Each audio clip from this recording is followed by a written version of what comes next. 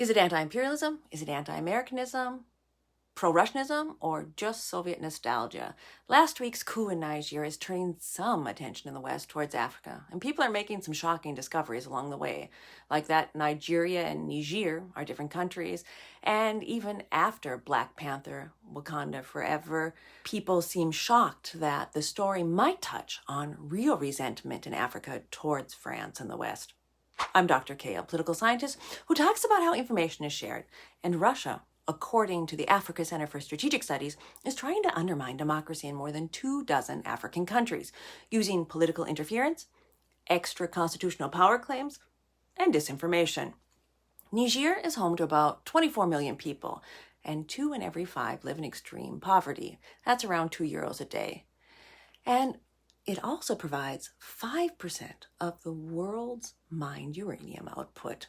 That means Niger fits into the resource curse, or the paradox of plenty, or the poverty paradox. That's when countries with an abundance of natural resources, like fossil fuels and certain minerals, have less economic growth, less democracy, or worse development outcomes than countries with fewer natural resources. Back in 1960, Niger gained independence, and in 2021, Niger had its first democratic and peaceful transition of power since its independence. Mohamed Bazoum was elected, and his government was a target for Islamist militants linked to the Islamic State. Armies in the neighboring countries of Mali and Burkina Faso, they offered support. Both of those countries are ruled by military juntas, which seized power by force in the last 2 years. And they did this with a promise to improve security and look beyond traditional allies. And both Burkina Faso and Mali were French colonies. In 2013, a French military counterterrorism campaign began. It covered a lot of area, but the French had about 1,000 soldiers in Mali, a surveillance base in Niger, and some special forces in Burkina Faso.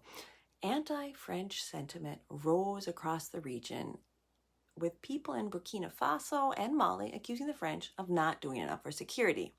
The military leaders in Burkina Faso told the French to leave in early 2022 and started working with Russian military contractors. In Niger, President Bazoum's administration approved the redeployment of France's Barkhane forces, that's the name of the 2013 operation, to Niger after they left Mali.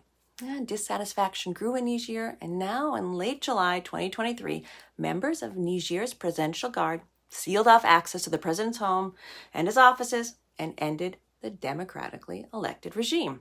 A general declared himself head of state with soldiers backing him, ending what was considered the last pro-Western administration in what's sometimes called Africa's Coup belt. And then the pictures of people in Niger with pro-Putin protest signs and Russian flags appeared. Some see Russia as filling the space that France and the West were taking up in Africa. But Russia's presence in Africa isn't new. Ghana, Guinea, and Mali are good examples. We're going back to the 1960s. The Soviet Union, the predecessor of Russia, was a strong anti-colonial force, and it was seen as helping free Africans from European and American and capitalist oppression. In the past 20 or 30 years, Russia and China, along with regional powers like the United Arab Emirates, are making big diplomatic and economic impacts in Africa. Many in Africa are welcoming the new influence, wanting to push out traditional colonial powers and the destabilization that some think came from decades of U.S. and Western European neocolonialism.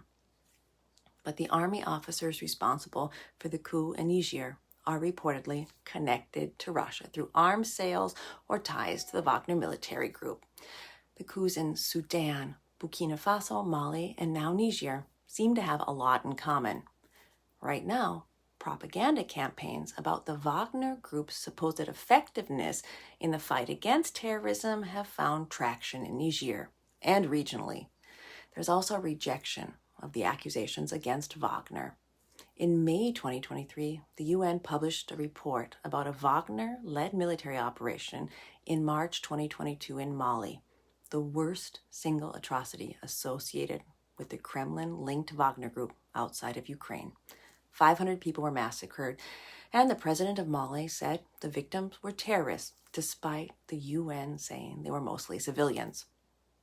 But what does Russia want in Africa? Opinions are divided, but there are patterns emerging. By intertwining itself with the military, Moscow, through the Wagner Group, gets access to lucrative mining and other contracts. But they also create anchor points for alternative governments, making it easy to replace or pressure government that it sees as objectionable. And then it can cement itself into a nation's economy and its contracts and clients, exactly like traditional colonialism, reaping huge profits and ruling by coercion.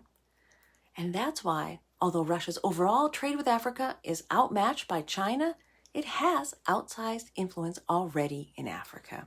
The sentiments are reflected repeatedly in the UN General Assembly votes, where several African nations have either voted against or abstained from condemning Russia's war in Ukraine. And in Niger, they seem to like Russians, and especially Vladimir Putin, a strong man who fights against what they see as negative values of the West, attitudes about what relationships should look like, or the rejection of religion, or the alleged Islamophobia. Last year, protesters waved Russian flags in Burkina Faso. Now it's Niger. Where's next? Wagner troops are only in Belarus and Africa right now, but there's evidence that the Kremlin is having a similar kind of success in other places.